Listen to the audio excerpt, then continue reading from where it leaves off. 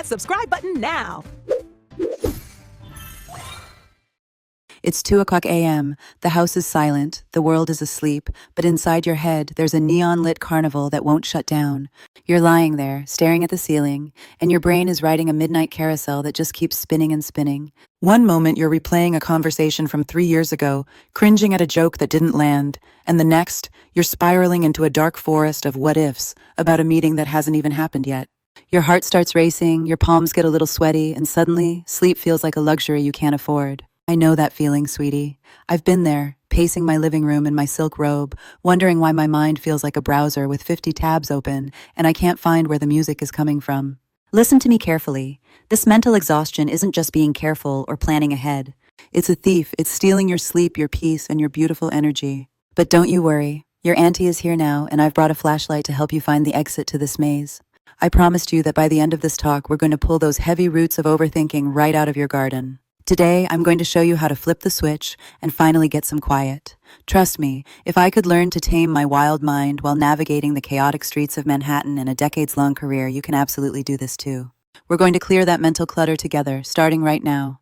Look, I want to tell you about the Umbrella Fallacy. It's a mistake I see so many of you making, and honestly, I used to do it too until I realized how ridiculous it was. Imagine you're standing in the middle of a gorgeous, sunny park. The birds are singing, the sky is a perfect shade of azure, but there you are, struggling to hold up a massive, heavy umbrella.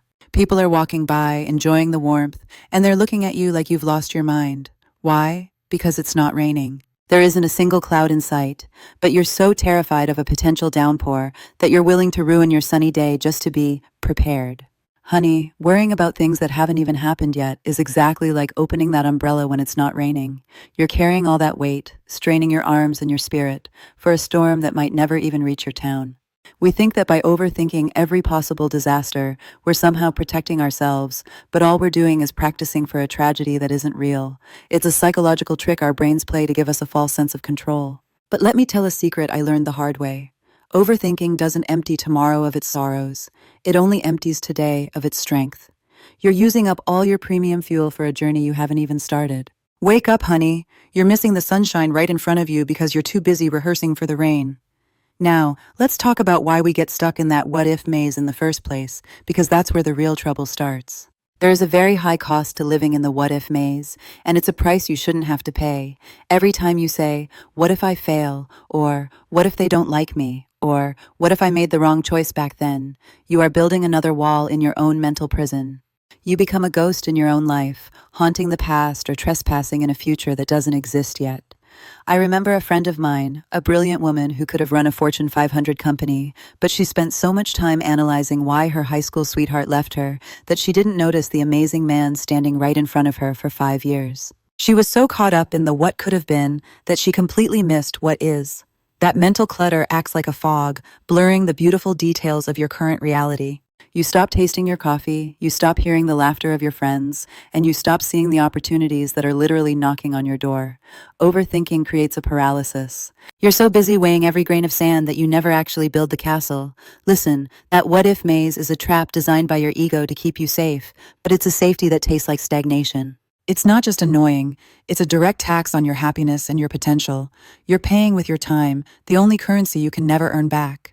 But I'm not going to leave you there. I'm going to give you the 30-second anchor that changed everything for me. This is the magic of grounding, and it's going to bring you home. All right, sweetie, let's get practical. When your mind starts that frantic spiral, you need a way to snap back into your body instantly. I call it the 30-second anchor, but psychologists call it grounding. It's the most effective tool I know to stop the noise and find your center again. Whenever I feel that 2 a.m. panic rising, I use the 5-4-3-2-1 technique. It sounds simple, but it's like a manual override for your nervous system. Stop whatever you're doing. Look around the room. Name 5 things you can see: the texture of your curtains, the way the light hits your ring, the dust motes dancing in the air. Then, acknowledge 4 things you can feel: the weight of your body on the chair, the cool air on your skin, the fabric of your blouse. Notice 3 things you can hear: the hum of the refrigerator, a bird outside, your own breath. Find 2 things you can smell, and finally, 1 thing you can taste. What you're doing is forcing your brain to process sensory data from the present moment instead of spinning fictional stories about the future. You're pulling your energy out of the clouds and planting your feet firmly back on the earth. It's impossible for your brain to be fully in a what-if spiral and fully engaged with your senses at the exact same time. This is your 30-second escape hatch. It's the magic that stops the madness. It's a reset button for your soul, but once you're back, you need to know what to do with all those leftover messy thoughts.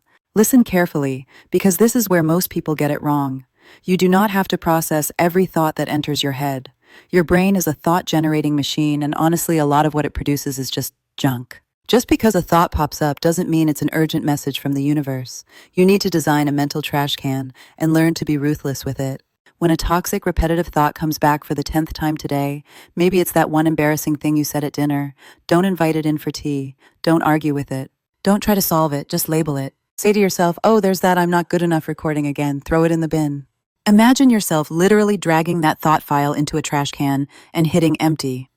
I used to keep a little journal specifically for my overthinking.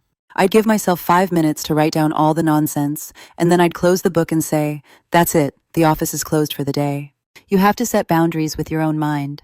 You are the CEO of your consciousness, honey, not a middle manager who has to answer every single annoying email. If a thought isn't helpful, if it isn't solving a problem right this second, and if it's just making you miserable, it's garbage. Toss it. Because the truth is, while you're busy sorting through your mental trash, you're missing the real show. Your life is happening right now, and it's not a dress rehearsal.